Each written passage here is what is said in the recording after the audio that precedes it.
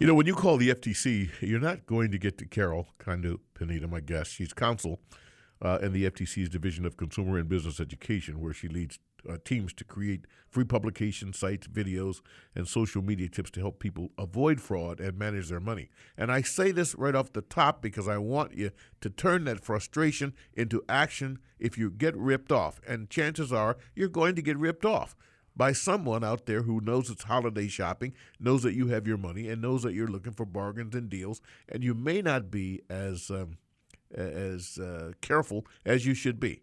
But I think Carol is going to shop. Are you shopping online, or are you going into the big box, Carol?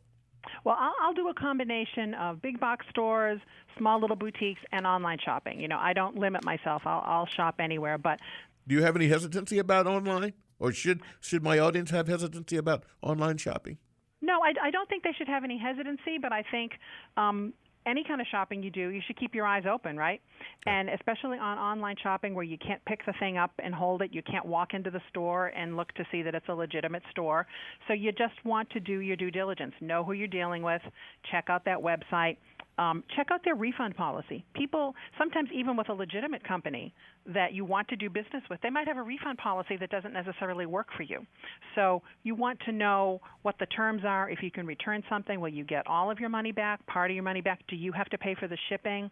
All of those things sort of come into play when you're comparing where you want to buy something.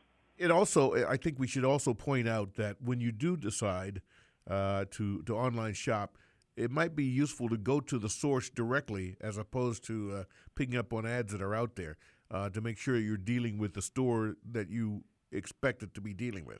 Yes, that's definitely true. You want to know that you're actually buying from the particular company that you want to buy something from, that particular department store or the big box store online, rather than clicking on a banner or an ad that you see pop up someplace else. Yeah. Could that be placed by somebody that's trying to get you off onto their site and just get your information? And you should know, too, Carol, I think, is that stores, they are on your side here. They want your business. And so it behooves them to make sure that they're easy to get to and that they can verify that you're dealing with who they say they are.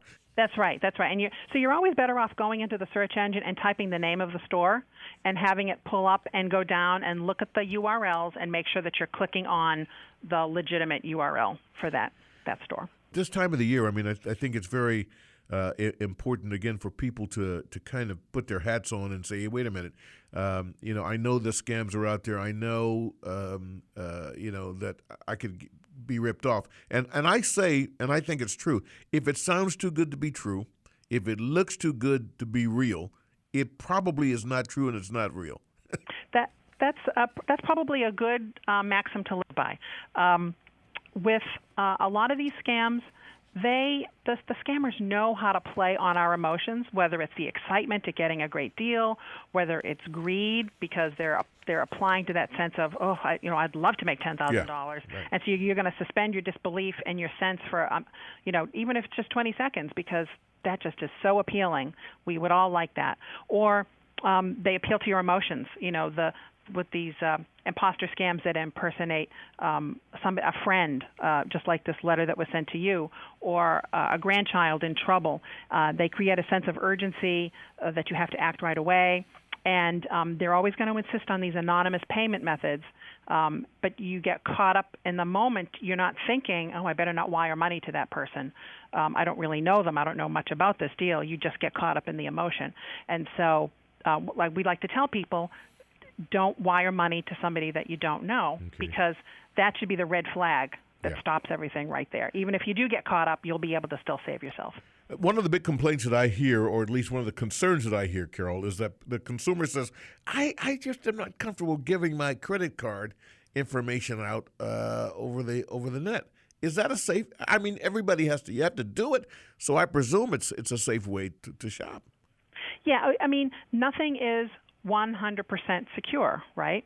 But you're probably not at any more risk giving your credit card information out to a legitimate company online than you are walking into their brick and mortar store and handing your credit card over. So just be careful, but there are things that are in place to protect the consumer. I mean, if you do give out your credit card. Right. And we should all be thinking about protecting our information and limiting who we give it out to, which is why you want to do that due diligence and know who you're dealing with and not giving your credit card information out just to anybody.